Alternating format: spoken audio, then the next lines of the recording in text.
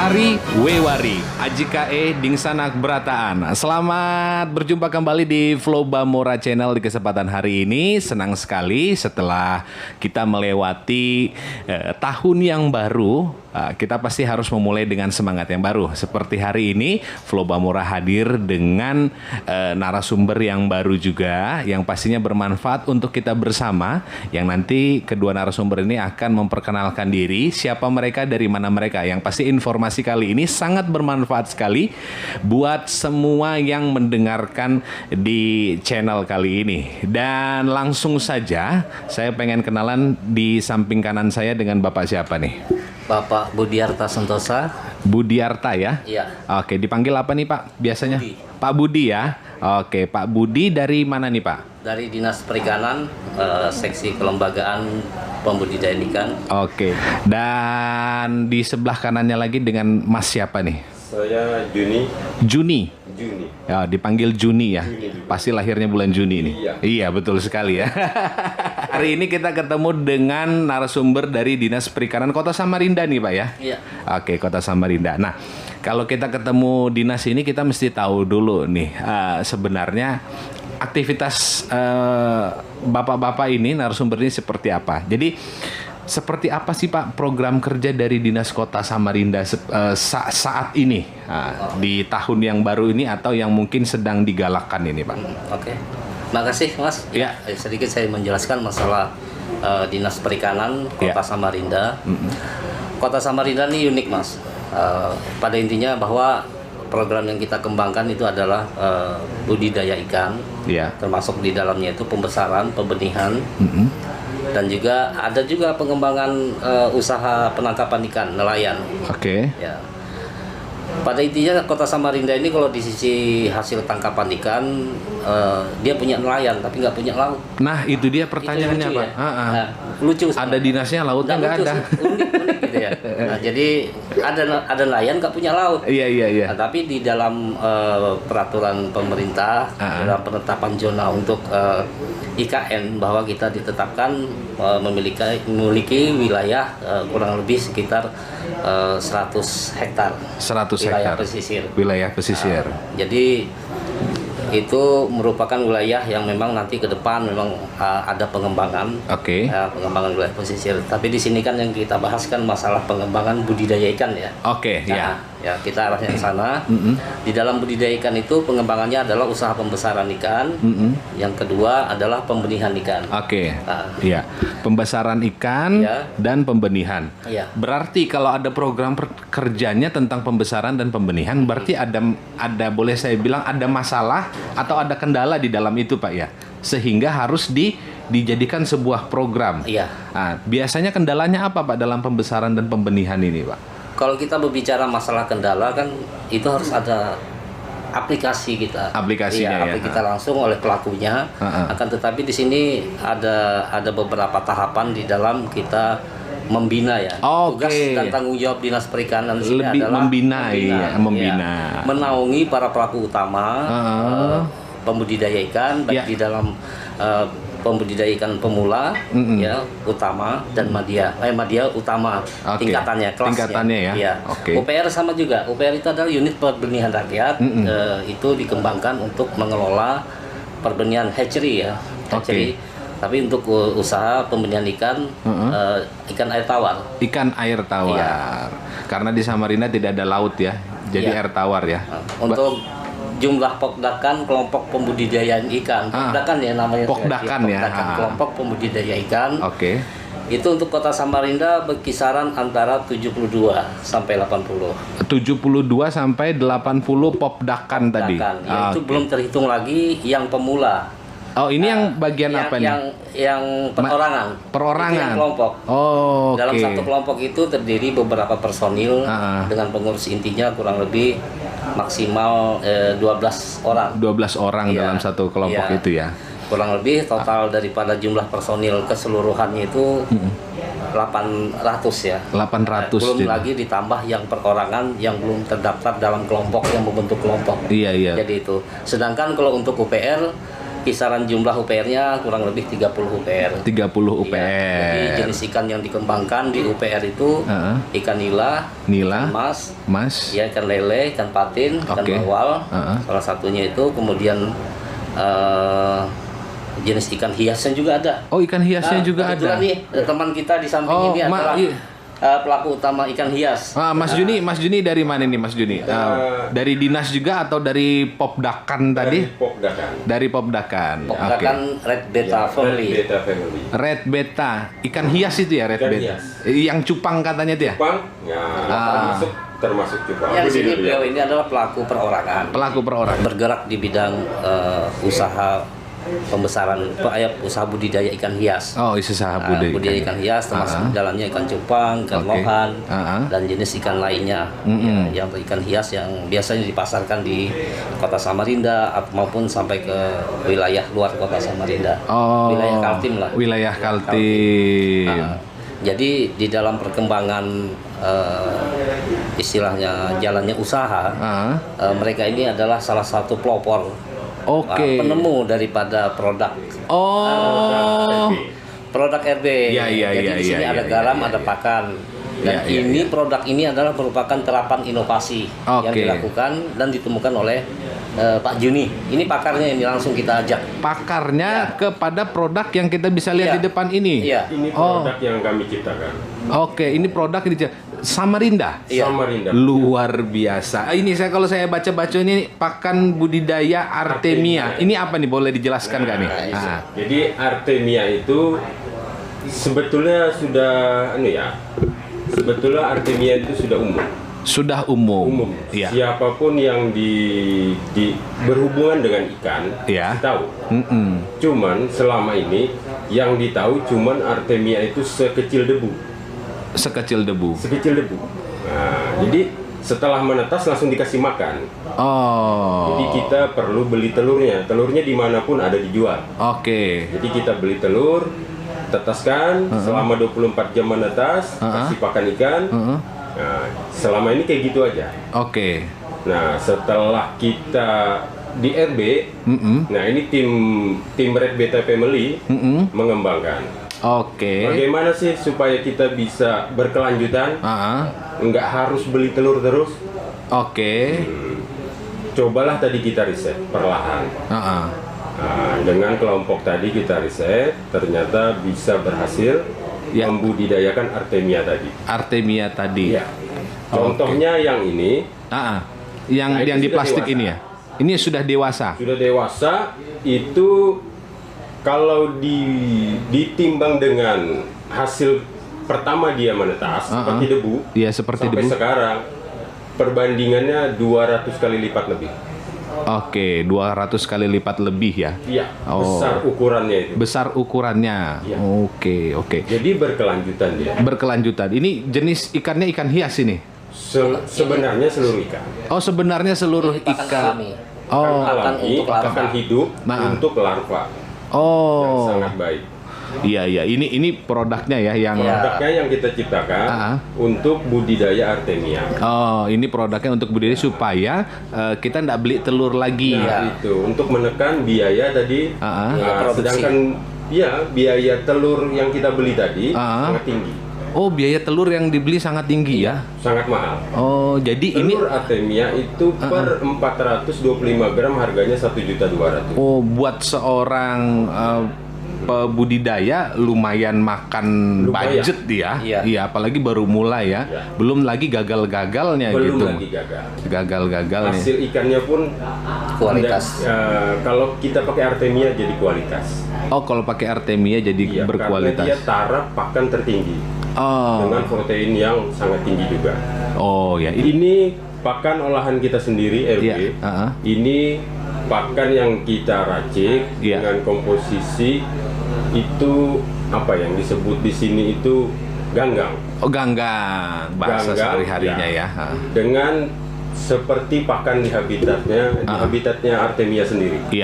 Ganggang itu. Nah, setelah itu kita ciptakan lagi garamnya yang menyerupai, kita simulasi menyerupai seperti kehidupan habitatnya juga. Oh, jadi di airnya ya? Iya, air ini untuk airnya. Itu untuk airnya. Oke. Supaya kita bisa budidaya. Iya. Nah, jadi Artemia di dunia cuman ada di Amerika sama Teluk Meksiko. Artemia itu asalnya. Artemia itu asalnya ada di. Jadi tidak ada di dunia ini, tidak ada lagi di lain. Tidak ada lagi lain. Ya.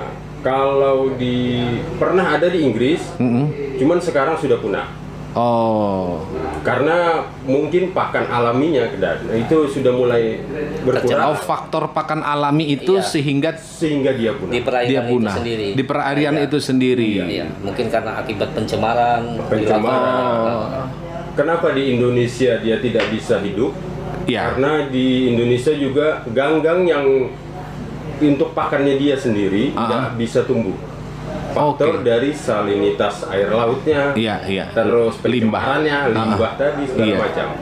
Oke. Sudah berapa lama melakukan penelitian seperti ini, Mas? Riset ini? Agak lama. Agak lama ya? Iya. Cukup ya bertahun-tahun lah dengan uji eksperimen. Bukan uji akademik ya.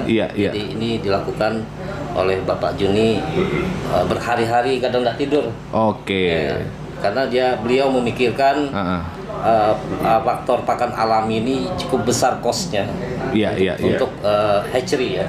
Oke. Hatchery untuk pembibitan udang. Kalau di pembibitan udang, semua hatchery ya, itu pembibitan wajib. Artemia. Wajib. Tapi selama ini biayanya pasti besar. Pasti besar biayanya. Karena tadi beli telur tadi kosnya terlalu tinggi. Oke. Ini untuk menekan biaya kos tadi. Biaya kos tadi kita budidayakanlah. Oke. Sebenarnya sih gimana Pak? Untuk hatchery itu ada macam-macam pakan alami yang banyak. Digunakan. Selain daripada jenisnya. yang ini. Iya, jenisnya. Cuma jenis yang terbaik itu memang Artemia. Jenis yang terbaik yang Artemia. biasa disiapkan atau di kultur atau dicari di alamnya. Itu pakan alaminya, contoh seperti Moina, Dapnia. Itu terus cacing sutra. Cacing sutra, saya pernah dengar, tapi bentuknya memang saya nggak tahu. Cacing warnanya merah. Cacing warnanya merah ya. Tapi dari semua yang ada itu yang mulai atau dikembangkan, dikulturkan oleh pelaku utama itu yang lebih arahnya cukup menjamin nilai ekonomis tinggi itu adalah Artemia dan cacing sutra. Iya. Artinya ini produk dari RB ini sangat membantu masyarakat ya Pak ya? Ini sebenarnya ini kan produk yang cukup memberikan peluang yang tinggi ya. Iya. Ini salah satu produk, ini ibaratnya tambang emasnya ya. Iya, dia seperti mutiara yang terpendam ya. Memang pada dasarnya ini dulu sempat dilakukan pengembangbiakan di Jepara. Di Jepara. Pengembangbiakan di Jepara itu sudah dilakukan sistem budidaya. Cuma dia dalam bentuk basah. Dalam bentuk basah. Nah, ini kan uniknya itu kenapa? Selama ini mereka memanfaatkan telur yang dibeli dalam bentuk kemasan, ditetaskan, dikultur sesuai dengan SOP-nya, teknis cara kerjanya. Jadi ini menetas, begitu sudah menetas, itu diberikan untuk pakan larva. Nanti ambil lagi telurnya. Terus kita beli produk itu tadi, ujung-ujungnya costnya tinggi. Karena beli terus. Nah, akhirnya kawan-kawan menemukan produk-produk seperti ini untuk mengembangbiakan, membudidayakan secara berkelanjutan supaya ada terjadi pertumbuhan kelanjutan. Jadi anak dan turunannya ini kan dia dijadikan sebagai pakan untuk larva ikan, larva udang atau jenis ikan-ikan air tawar atau ikan laut. Oke. Jadi untuk Dinas Kota sendiri berarti ini sangat membantu ya? Sangat membantu. Jadi saya menjelaskan kembali, kita kembali ke awal tadi. Iya, betul. Dari pengembangan budidaya itu bukan dalam arti kita membina itu orang-orang yang ada di seluruh Samarinda, ada aturan mainnya. Dia harus pertama mendaftarkan diri menjadi pelaku usaha. Pelaku utama lah, pelaku pemula ke Samarinda. mendaftarkan melalui KTP-nya, nanti kita masukkan ke dalam database Dinas Perikanan, kemudian didaftarkan untuk mendapatkan kartu kusuka. Oke. Ya, jadi dengan adanya itu maka kita menaungi mereka. Jadi apapun yang terjadi ya kita tetap membina, kemudian kita menggiring mereka untuk bisa berbudidaya ikan dengan baik. Oh. Jadi itu. Oke. Kalau kelas-kelas kita ini cuma istilahnya dari bawah saja. Tapi kan mempunyai hasil yang Pak. Walaupun sedikit yang kita sampaikan kepada masyarakat, tapi kan nilainya kan mudah-mudahan dapat ibadahnya. Pasti semuanya dimulai dari bawah dong kan. Jadi untuk mendapatkan produk ini apakah harus melapor ke dinas atau bisa langsung secara langsung saja? Punya counter atau bisa langsung. Dan ada. Sekarang dimudahkannya di online pun sudah ada. Oh, sudah ada. Ada di Shopee, Lazada. Itu kita juga nggak tahu siapa yang jual. Oh, nggak, malah pembuat nggak tahu siapa yang jual. Nggak tahu. Berarti sudah ada bahasanya agen-agen reseller. Sudah ada ya.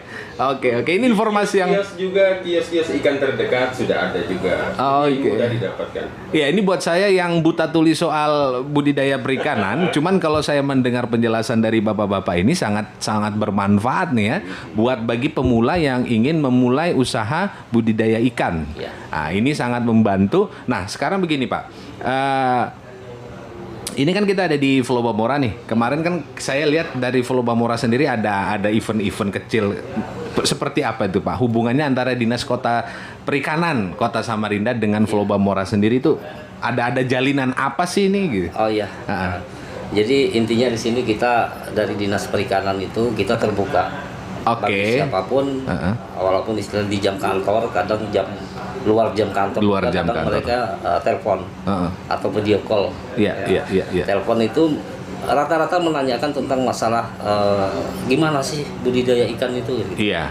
Karena di masa pandemi COVID-19 ini kan usaha budidaya ikan ini tidak terjadi sesuatu yang peningkatan, penurunan drastis, nggak ada. Malah bahkan itu ya dianggap meningkat lah. Oh, malah meningkat. Karena kebutuhan akan daging ikan Kota Samarinda itu cukup tinggi. Walaupun istilahnya hitungan per kapitanya nggak terlalu, ini masih jauh. Kita pemerintah baik itu pemerintah pusat juga mendorong untuk nilai istilahnya pemanfaatan gemar makan ikan. Per kapita kita ini masih jauh dibandingkan Jepang. Oh, jauh. Yang konsumsi ikan konsumsi ikannya. Lebih banyak konsumsi ayam nih kayaknya. Kalau itu sih masing-masing punya selera. Iya. Masing-masing punya selera. Tapi ikan ini memang memiliki omega 3 ya. Iya benar, manfaatnya lebih banyak. Betul. Sih sebenarnya pemerintah mendorong untuk gemar mengkonsumsi makan ikan. Iya. Ada satu hal sebenarnya kita kembali ke sistem budidaya. Sistem budidaya itu kan tidak mudah sebenarnya, tapi kalau kita lakukan mudah. Kalau kita pikir susah. Kalau kita pikir susah, tapi kalau kita lakukan sebenarnya mudah ya. Iya. Karena kita tuh belajar dari pengalaman kita. Oke. Iya, karena di dalam pengalaman itu kan pasti ada hal-hal yang bisa kita jawab sendiri. Iya kan? Bisa kita jawab sendiri kendala-kendala yang muncul akibat apa yang terdampak terhadap terjadinya perubahan, baik itu iklim atau apa segala macamnya, karena perlakuan kita atau penanganan kita yang kurang baik terhadap budidaya ikan, itu bisa terjadi. Nah, itulah guru yang terbesar itu ada pengalaman. Pengalaman guru terbesar dan termahal. Cuma yang saya tekankan lagi kepada masyarakat, lebih baik di dalam melakukan usaha budidaya itu didaftarkan. Didaftarkan agar supaya masuk dalam pembinaan kita. Kemudian kita tahu bahwa pemanfaatan lahan Samarinda ini kalau untuk budidaya ikan sebenarnya termasuk dalam kategori lahan kita ini sudah mulai nipis ya. Karena wilayah-wilayah yang sudah ditambang atau pengaruh air atau pengaruh dari limbah-limbah atau segala macam kan sudah mempengaruhi terhadap kualitas air. Tingkat keasamannya juga tinggi jadinya. Jadi kalau memang kita bandingkan dengan di wilayah Pulau Jawa, cukup jauh sih ya untuk kualitas airnya. Mereka kadang-kadang sumbernya dari atas gunung. Ya, yang alami oleh atas gunung kan. Jadi itu rata-rata yang kita upayakan di Kota Samarinda adalah memanfaatkan lahan-lahan marginal, lahan-lahan sempit, atau lahan-lahan tidur yang mereka punya. Iya kan, lahan-lahan tidur dalam artian lahan-lahan yang mereka beli yang tidak dimanfaatkan, diupayakan untuk dikembangkan. Ya itu. Berarti dibuat kolam sendiri Pak ya, dibuat kolam sendiri. Dan kuncinya gimana? Kuncinya gini, di dalam budidaya ikan itu kuncinya itu adalah bagaimana kita caranya untuk bisa melakukan penanganan kualitas air yang baik. Ya, selama ini kan banyak teknologi ataupun inovasi yang dikembangkan dari YouTube juga kita bisa dapat. Betul. Kan? Jadi tinggal kreativitas kita saja untuk bisa menemukan inovasi supaya jalan usaha kita ini mendapatkan keuntungan yang optimal. Ya, betul sekali. Itu saja sebenarnya. Kuncinya adalah. Tapi yang kedua, rata-rata sih mereka katakan bahwa kalau dengan memanfaatkan pakan ya, pakan yang kita beli dari pabrik itu tingkat keuntungan itu sangat tipis. Karena harga pakannya juga. Kita di Kota Samarinda melalui Dinas Perikanan sudah menggalakkan gerakan pakan mandiri. Termasuk pakan alternatif itu salah satunya juga untuk mendukung menekan biaya operasional dalam budidaya ikan. Pakan mandiri itu yang kita dapat bantuan dari kementerian itu mulai tahun 2019 dapat 2 paket. 2 paket bantuan ya. Kapasitas produksinya 300 kg per jam. 300 kg per jam. Banyak sekali. Yang kedua, bantuan dari program pemerintah itu kan program budidaya ikan sistem bioflok, ikan lele dan ikan nila. Bioflok ini kalau yang nggak paham, biasanya nggak jadi penanganan kualitas air yang cocok apa-apanya sesuai dengan standar operasionalnya. Iya kan, kita harus mengolah air itu supaya muncul vlog-vlog yang diurai oleh bakteri-bakteri yang ada. Betul. Jadi itu. Jadi kalau tidak dikelola dengan baik malah bisa gagal ya. Karena dia perlu penanganan khusus. Nggak sembarangan ya. Jadi belajar itu kalau kita cuma lihat di media YouTube atau media apa saja, membaca. Kalau kita tidak langsung lihat dari prakteknya, bertanya dengan teman yang sudah melakukan, kita nggak bakal paham. Oke. Jadi memang harus ada pembinaan pembinaan. Kita peluang untuk belajar itu kan banyak sebenarnya. Tapi cara kita menyaring, mengambil ilmunya bagaimana. Betul.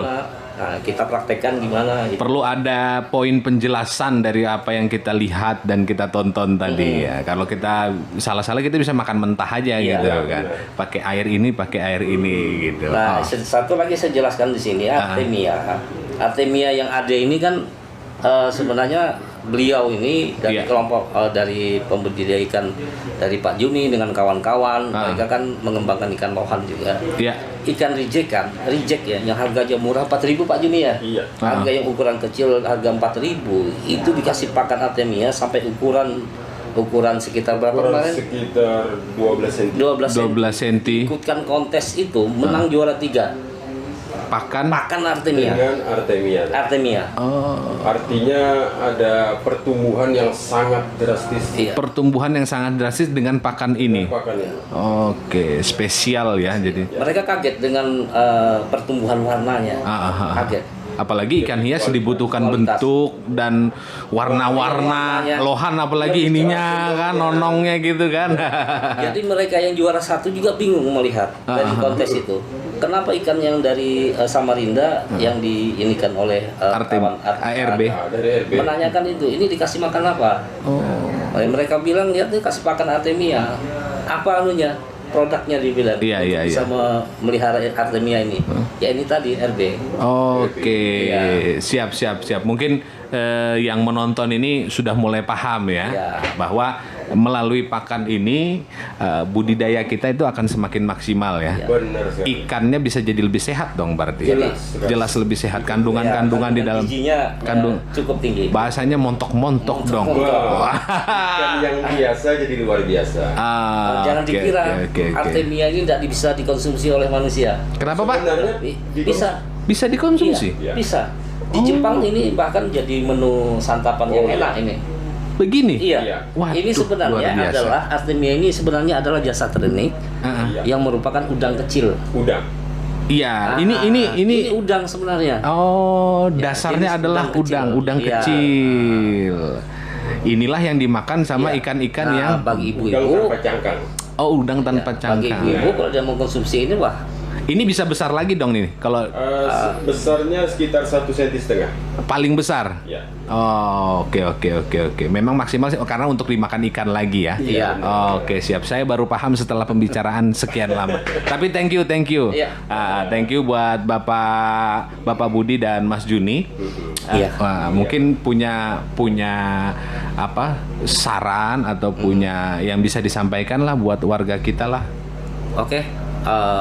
Kami dari Dinas Perikanan Kota Samarinda berpesan lah saja kepada masyarakat Kota Samarinda di sini yang punya niat untuk berusaha perikanan, baik itu budidaya ikan, pembenihan dan segala macamnya, harus memperhatikan kondisi lingkungan satu. Kondisi lingkungan. Itu salah satunya.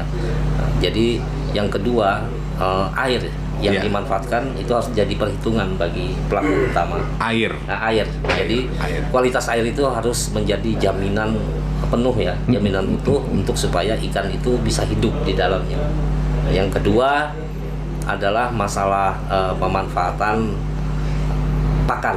Nah, baik itu pakan untuk pertumbuhan, pakan buatan, ataupun pakan mandiri, ataupun itu adalah salah satunya pakan alternatif yang dimanfaatkan. Contoh yang paling berbahaya itu terhadap yang berpengaruh terhadap lingkungan adalah pemanfaatan limbah usus ayam. Nah itu kalau tidak dilakukan istilahnya proses sebelum kita kasih makan ke ikan, kalau kita kasihkan langsung itu akan berpengaruh terhadap kualitas air satu. Nah, yang kedua, tekstur daging dan rasa daging pun berbeda.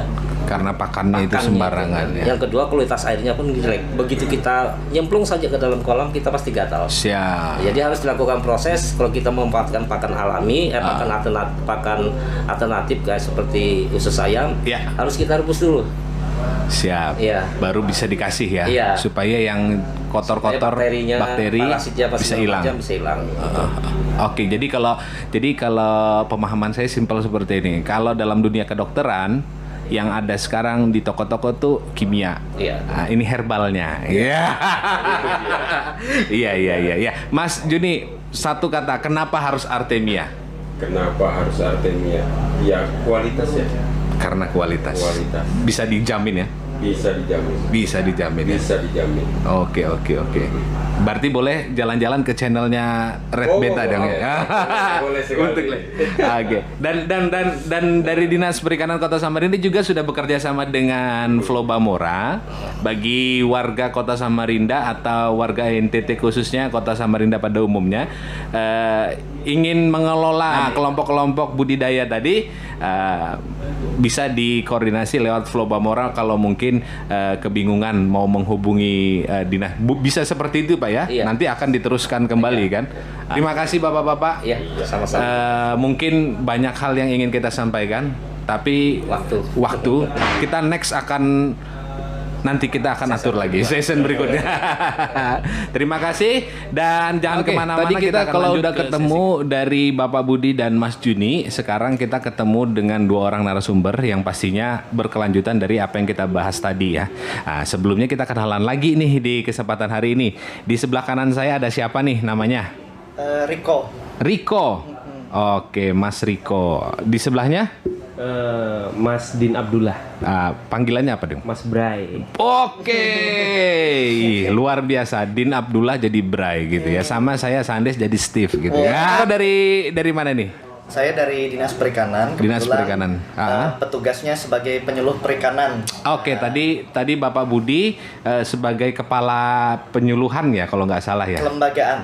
Kepala kelembagaan, Mas Riko sebagai penyuluhnya. Iya. Berarti petugasnya langsung yang tempur. Yang tempur di lapangan. Iya. Kalau Mas Bray tadi, Mas Din? Sama Mas Juni. Mas Juni itu om saya kan keponakan nih. Oke, om sama keponakan. Ya, tangan kanan atau tangan kiri terserah aja. Terserah aja. Yang jelas intinya itu. Iya, intinya RB. Siap. Oke, kalau RB tadi saya sudah sedikit paham. Nah, sekarang kita masuk ke penyuluhan. Oke. Tadi kan ternyata di lapangan banyak kendala-kendala masyarakat dalam budidaya. Iya. Nah, kendala paling sering itu apa kedapatan tuh dari Jadi penyuluh? selama kita sering ini ke lokasi ya, jadi Ke lokasi, di Kota Samarinda ini rata-rata ada beberapa poin yang kita temukan. Yang Iya. pertama di klasik biasanya pakan. Pakan. Nah, kenapa saya katakan pakan? Heeh. Karena gini, ketika pada saat mereka melakukan sistem pembesaran, pasti butuh asupan pakan paling banyak. Betul. Nah, dalam pemberian pakan itu satu karung itu bisa 3 hari sampai 4 hari baru habis. Itu karung yang ukuran 20 kilo. 20 kilo. Oke. Dan dalam satu hari itu bisa lebih dari 1 kilo pemberian pakan. Oke. Itu yang pertama. Yang pertama, kedua yaitu dinamika. Nah, Dinamika. dinamika ini ada 2. Bisa dinamika kelompok, bisa dinamika pada saat manajemen di budidaya. Nah, Oke. manajemen budidaya tadi yaitu di pakan. Terus masalah kondisi lingkungan. Lingkungan. Nah, iklim, cuaca gitu. Iya. Terus yang berikutnya dinamika kelompok. Nah, dinamika kelompok ini biasa sering kita temui. Misalnya ada pelaku perikanan kita itu yang pekerjaannya budidayanya hanya sampingan atau Oke. hiburan, selingan. Iya. Beda dengan orang yang murni pembudidaya. Nah, Nah, kenapa saya bilang sampingan? Otomatis pasti yang berbudidaya ini pekerjaan utamanya bisa dia perusahaan, bisa dia pekerjaan di swasta yang lain atau punya usaha lain gitu. Akhirnya dari situlah menimbulkan dinamika setiap anggota akhirnya sering kadang masa di maintenance tidak fokus ya. Tidak fokus dia gitu loh. Jadi akhirnya nggak berjalan. Jadi untuk ke arah masa panen, jadi akhirnya terkendala di keanggotaan itu tadi. Siap. Nah, itu. Jadi antara masalah pakan, dinamika. Ya. Dan yang keempat itu masalah di pembinaannya. Nah, jadi kesulitan ini sudah tahu nih, tapi kadang ada juga yang ini sudah ngerti pahamnya tapi kok masih belum goal gini. Iya. Kita sebagai petugasnya, penyuluhnya meluruskan, merapikan. Nah, dari situ artinya dia sudah benar, cuman kita rapikan sedikit aja biar lebih tertata lagi sampai ke hasil akhir, termasuk inovasi terapan nanti yang di sebelah saya ini nanti. Oke, jadi sebenarnya goalnya apa sih dari penyuluhan ini? Goalnya apa sih? Apakah goalnya hanya semakin banyak yang budidaya atau goalnya untuk ikan yang menjadi lebih bermanfaat atau lebih sehat? Ya, nah, jadi goalnya dalam penyuluhan ini pasti utama satu kualitas ikan tadi. Nah, semakin dibudidayakan bagus maka orang pun akan permintaan masyarakat konsumsi meningkat. Betul. Yang kedua pasti kesejahteraan anggota kelompok. Karena kalau tidak berhasil maka ya kesejahteraan akan mempengaruhi. Nah, itu nanti akan mengarah ke ekonomi kerakyatan. Ekonomi kerakyatan. Yang ketiga ini akan menopang juga sebagai pendapatan peningkatan produksi ke suatu wilayah. Misal peningkatan secara misal di kabupaten kota. Dengan adanya peningkatan produksi maka juga akan meningkatkan konsumsi per kapita dalam konsumsi ikan di suatu negara. Itu juga meningkatkan di situ. Oke. Nah, buat Mas Bray ini ya. Apakah dari kualitas RB sendiri mampu menyelesaikan masalah pakan itu? Yang pertama ini kita dari bibit ya. Dari ikan baru menetas. Ya, ini ikan ya, ikan ya. Menyimpan kantung telur untuk simpanan cadangan makanan. Terus paling utama diberikan yaitu Artemia, tingkatan paling tinggi Artemia. Artemia. Ya. Nah, si Artemia kalau di pembibitan itu biasa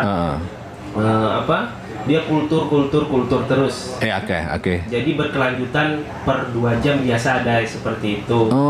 Jadi kan itu makan waktu lama. Ya. Kalau kita bisa juga kultur pakai garam ini. Jadi kita kultur langsung banyak. Kultur langsung banyak. Jadi waktu agak hemat, efisien. Kita taruh Artemia nggak mati.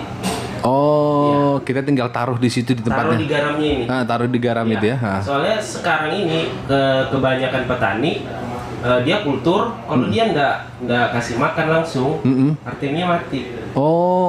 Jadi lebih baik langsung dikasih aja. Dikasih makan. Nggak apa-apa ya? Nggak apa-apa. Aman ya? Iya. Itu paling bagus. Di lapangan sendiri ada pernah nggak dengar cerita bahwa wah setelah saya pakai RB udah pernah dikonsumsi masyarakat Samarinda nih, dipakai nggak? Ini dipakai. Kemarin juga penyuluhan lewat Pak Riko, Pak Budi, kita diajak di perikanan-perikanan sudah keliling. Nah, kalau ini pertama kali pemasaran malah orang Jakarta yang ambil. Oh, orang Jakarta. Ya, pertama kali di tahun 2020 nggak sih? 2020. Ya, kalau nggak salah sih. Iya. Orang Jakarta. Banyak orang luar, Mas. Banyak orang luar, berarti dari Samarinda. Di Samarinda. Samarinda sendiri artinya belum terlalu betul. Belum terlalu paham betul atau tahu betul barang ini ya. Sebenarnya sudah ada, cuman minoritas gitu. Jadi belum mayoritas ini. Nah, setelah ada informasi ini, kita datangkan ke Dinas Perikanan, kita adakan sosialisasi. Nah, baru mulai para pembenih-pembenih kita, pembudidaya kita tahu ini bisa untuk inovasi terapan juga, pengganti pakan alami kami gitu. Iya. Jadi mulai dari situ mulailah mulai suara kemana-mana tersebar gitu. Mulai tersebar ya. Itu Artemia. Artemia tadi ya. Termasuk di ini. Jadi kebetulan ini juga karena saya juga ibaratnya aktif juga di Universitas Mula Warman. Jadi dari Pak Budi juga, dari teman-teman dihubungkan secara akademisnya gimana? Akhirnya kita sambungkanlah kepada Dekan Fakultas Perikanan, kepada tim dosen untuk meriset. Ya, secara uji akademisnya. Uji akademis. Nah, supaya apa? Ini biar dikeluarkan secara uji akademisnya melalui jurnal. Oke. Dengan adanya jurnal itu, maka inovasi terapan ini bisa diakui secara ilmiah.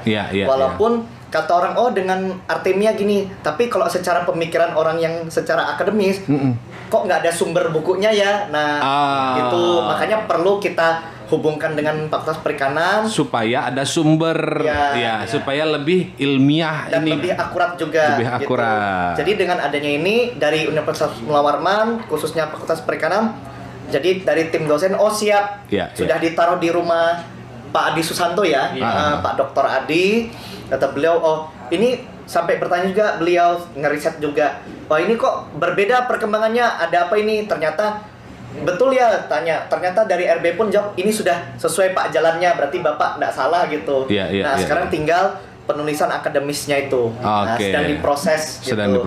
Ini kalau sudah jadi memakai akun beliau, nah akan kita coba usahakan terbitkan di jurnal nasional yang terakreditasi sama jurnal dunia yang tereputasi. Gitu. Supaya si RB ini semakin dikenal ya, dan dasarnya juga kuat ya. Jadi untuk juga mahasiswa melakukan penelitian, ada sumbernya. Ada sumbernya. Gitu, ada penelitian terdahulunya. Iya. Gitu. Sehingga akhirnya RB Artemia ini keluar, apakah harapan dari penyuluh ini bisa menjawab permasalahan masyarakat tadi? Iya. Nanti dengan semakin berkembangnya ilmu itu kan berkembang, Mas ya. Jadi dari RB seperti ini, nanti ada lagi orang mengriset, ternyata ada lagi yang di atasnya RB. Berarti itu nanti bisa menjadi data pendukung juga sebagai nanti untuk penyelarasnya. Bagian paling penting juga yang perlu kita sampaikan bahwa dengan inovasi-inovasi yang dilakukan oleh Dinas Perikanan Kota Samarinda ini, kita berharap bahwa Kota Samarinda budidayanya semakin bagus, dan juga mungkin masyarakatnya juga semakin gemar mengkonsumsi ikan. Mungkin pesan-pesan buat budidaya kali, apa nih? Pesan kami buat teman-teman yang pembudidaya khususnya di Kota Samarinda, yang penting tetap semangat, berusaha. Pasti dalam berbudidaya itu ada dinamikanya, baik itu dari pemeliharaan, proses membudidayakan, terus juga dinamika kelompok. Itu hal yang biasa ditemukan di kelompok. Tapi kalau tidak adanya itu, ya ibarat kalau kita makan nasi nggak pakai sayur tuh nggak enak rasanya. Iya. Tapi setelah adanya itu, dengan melewati dari rintangan-rintangan itu, maka akan menemukan tinggal dari teman-teman pembudidaya sendiri mau good ending atau bad ending. Mas Riko sudah menyampaikan bahwa pentingnya untuk memahami keadaan ya. Kita harus tetap berusaha, harus memahami keadaan dari dinamika yang ada. Yang penting mau good ending atau bad ending. RB sendiri buat masyarakat ada pesan nggak? Yang memulai atau sudah mulai gitu, supaya Jadi yang sudah memulai apa ya? Ya tetap terus semangat. Kalau yang baru mulai ya banyak belajar dari yang sudah memulai, yang sudah yang sudah berhasil potensi, gitu. Sudah berhasil di bidangnya itu, banyak tanya, sharing. Jangan malu juga gitu. Apalagi ya dinamikanya kan turun naik. Oke. Apalagi tips, mungkin punya tips nggak buat pemula ketika memulai membudidayakan ikan? Tipsnya punya? Tipsnya itu jangan malu bertanya, itu aja. Jangan malu bertanya ya. Kita kompeten, kita misalnya tekuni yang ini aja. Iya. Jadi misalnya kita ikan hias itu kita betul-betul tekuni, jangan yang baru sedikit misalnya gagal, langsung nggak cocok mungkin. Ya terus ya kayak RB juga gini. Ini RB bukan ini aja nanti pengembangannya. Pasti akan ada yang lain ya. Kembangkan masih ada. Di belakang masih ngantri nih yang kita kembangkan. Jadi yang kita pertama kali ya si pakan sama garamnya untuk seartingnya. Oke, dan itu pesan-pesan menarik dari kedua narasumber di kesempatan kali ini. Nah, buat warga Pulau Bamorat khususnya yang ingin memulai budidaya, silahkan hubungi daripada pengurus ya. Nanti akan bekerja sama juga dengan Dinas Perikanan Kota Samarinda pasti Mas Riko ya. Dan juga Mas Bray pastinya akan hadir juga dengan ini luar biasa loh, ini luar biasa. Saya mendapat penjelasannya ini pengganti dan bisa meminimalisir cost ya, biaya ya. Luar biasa sekali, dan pastinya budidaya usaha di bidang perikanan ini pastinya akan mendapat margin atau untung yang bisa lebih besar lagi. Terima kasih Mas Riko, Mas Bray. Siap. Kita harusnya masih lanjut hanya karena waktu dan juga beberapa masalah teknis. Jadi kita akan sambung di kesempatan yang lainnya. Oke. Dan tetap like, share dan komen video ini agar channel Flow Bamora tetap berlanjut. Sampai jumpa. Oke.